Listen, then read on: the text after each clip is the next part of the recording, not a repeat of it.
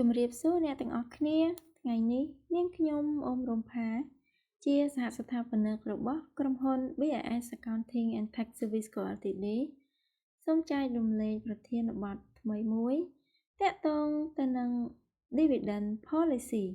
ហេតុអ្វីក្រុមហ៊ុនធំៗមាន policy ច្បាស់នៅក្នុងក្រុមហ៊ុនធំៗការបែងចែកភាគលាភមិនមែនជាការសម្រេចចិត្តតាមអារម្មណ៍ទេ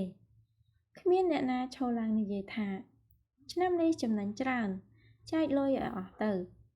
ព្រោះក្រុមហ៊ុនដែលគិតតែចែកលុយថ្ងៃនេះអាចបាត់បង់អនាគតថ្ងៃក្រោយហើយនោះហើយជាមូលហេតុដែលក្រុមហ៊ុនធំមានអ្វីមួយតែគេហៅថា Dividend Policy មនុស្សជាច្រើនគិតថា Dividend គឺចែកពេលចង់ចែកនៅក្នុងអាជីវកម្មតូចៗជាច្រើនការចែកភាគលាភកើតឡើងតាមអារម្មណ៍ឆ្នាំនេះលក់ដាច់ចែកមានលុយក្នុងគណនីចែកម្ចាស់ហ៊ុនចង់បានលុយចែកប៉ុន្តែក្រុមហ៊ុនធំមិនដំណើរការបែបនោះទេពួកគេមានយុទ្ធសាស្ត្រការព្យាករណ៍ការវិភាគហានិភ័យការធ្វើផែនការសាច់ប្រាក់និងចក្ខុវិស័យរយៈពេលវែងហើយការចែកភាគលាភត្រូវស្ថិតក្រោម policy ច្បាស់លាស់ Dividend Policy គឺជាអ្វីDividend Policy គឺជាគោលការណ៍ដែលក្រុមហ៊ុនប្រើដើម្បីសម្រេចថាពេលណាចែកភាគលាភចែកប៉ុន្មានរក្សាទុកប៉ុន្មាន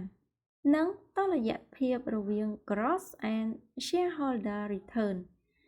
និយាយឲ្យសាមញ្ញវាជាផែនទីហិរញ្ញវត្ថុសម្រាប់ការចែកលុយព្រោះបើគ្មាន policy ការសម្រេចចិត្តអាចផ្អែកលើអារម្មណ៍សម្ពាធម្ចាស់ហ៊ុនអំនួតឬការចង់បង្ហាញភាពជោគជ័យ Fixed Dividend Policy ក្រុមហ៊ុនខ្លះប្រើវិធី Fixed Dividend មានន័យថាជាយាមចែកភាគលាភចំនួនថេរឬចិត្តថេររាល់ឆ្នាំហេតុអ្វីព្រោះអ្នកវិនិយោគចូលចិត្តស្ថិរភាព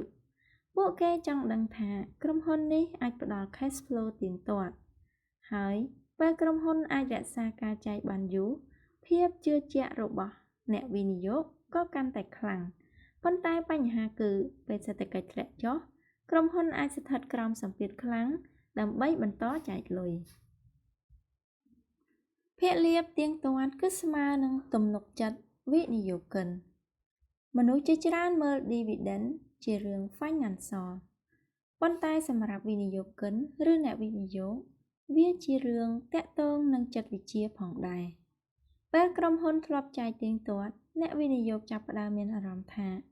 ក្រុមហ៊ុនមានស្ថិរភាព Management មានទំនួលខុសត្រូវ Cash flow មានសុខភាពល្អហើយពេលថ្ងៃមួយក្រុមហ៊ុនកាត់បន្ថយភាគលាភមនុស្សពាក់ព័ន្ធភ័យស្លន់ស្លោភ្លាមព្រោះមនុស្សគិតថា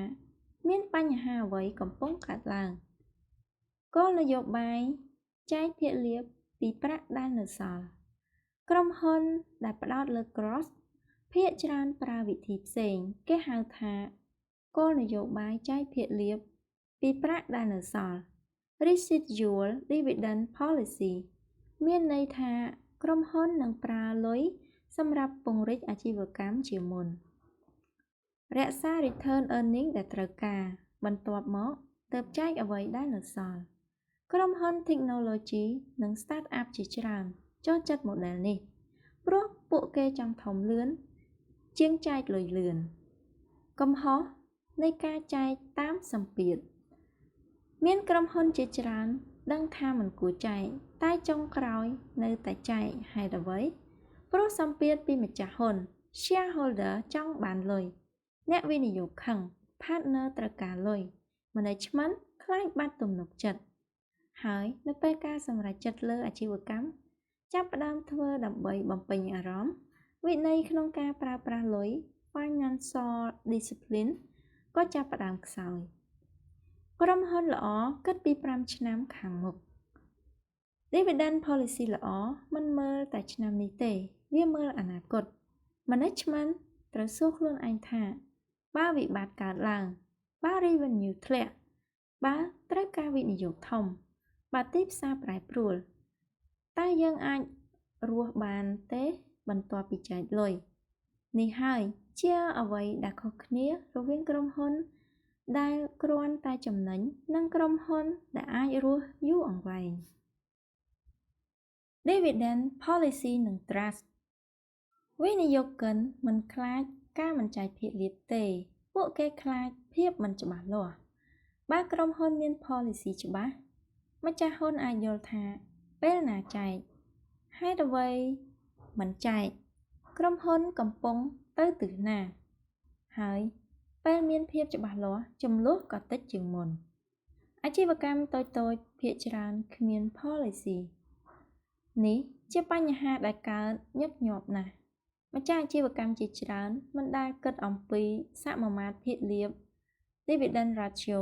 សាច់ប្រាក់បម្រុង cash reserve ផែនការវិនិយោគឡើងវិញ reinvestment plan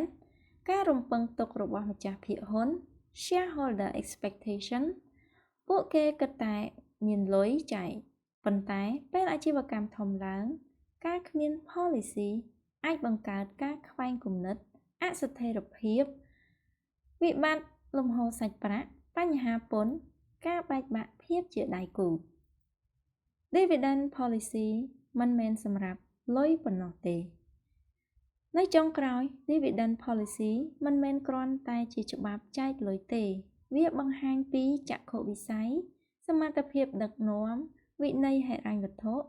អភិបាលកិច្ចសាជីវកម្មការគោរពចំពោះម្ចាស់ភាគហ៊ុនក្រុមហ៊ុនដែលមាន policy ល្អភាគច្រើនអាចគ្រប់គ្រងអារម្មណ៍របស់ម្ចាស់ហ៊ុនបានល្អជាងមុនព្រោះនៅក្នុងអាជីវកម្មបញ្ហាធំបំផុតមិនមែនបញ្ហាចំណេញទេតែជាការខ្វះទិសដៅ direction មនុស្សជាច្រើនចង់បានភាគលាភប៉ុន្តែមានតិចណាស់ដែលគិតអំពីអនាគតរបស់ក្រុមហ៊ុនបន្ទាប់ពីការចែកលុយក្រុមហ៊ុនធំៗមិនរស់ដោយអារម្មណ៍ទេពួកគេរស់ដោយ policy discipline និងការសម្រេចចិត្តមើលវែងឆ្ងាយព្រោះនៅក្នុងពិភពនៃការប្រកបអាជីវកម្មលុយដែលរកបានសំខាន់ប៉ុន្តែការគ្រប់គ្រងលុយសំខាន់ជាងចាសសូមអរគុណចំពោះការយកចិត្តទុកដាក់ស្ដាប់របស់អ្នកទាំងអស់គ្នាសម្រាប់ការចែករំលែករបស់ខ្ញុំក្នុងថ្ងៃនេះខ្ញុំសង្ឃឹមថាវីដេអូចែករំលែករបស់ខ្ញុំនឹងជួយអ្នកទាំងអស់គ្នាទទួលបាននូវឱកាសបទពិសោធន៍ថ្មីដំណោះស្រាយបញ្ហា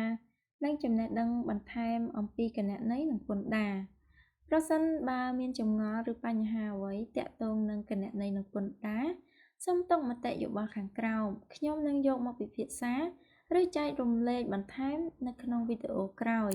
កុំភ្លេចចុច like share and subscribe ដើម្បីកុំឲ្យខកខានវីដេអូថ្មីៗបន្តទៀតចំណេះដឹងតូចៗរៀងរាល់ថ្ងៃគឺជាគន្លឹះដើម្បីឲ្យការងារនិងអាជីវកម្មរបស់អ្នកកាន់តែរឹងមាំសូមអរគុណនៃការចំណាយពេលដ៏មានតម្លៃលើប្រធានបទថ្ងៃនេះយើងនឹងជួបគ្នាវិញនៅវីដេអូបន្ទាប់យើងនឹងនិយាយអំពីហេតុអ្វីការបែងចែកភាគលាភខ្លះអាចក្លាយជាចំណុចហានិភ័យសម្រាប់រដ្ឋបាលសារពើពន្ធចាសសូមអរគុណសូមជម្រាបលា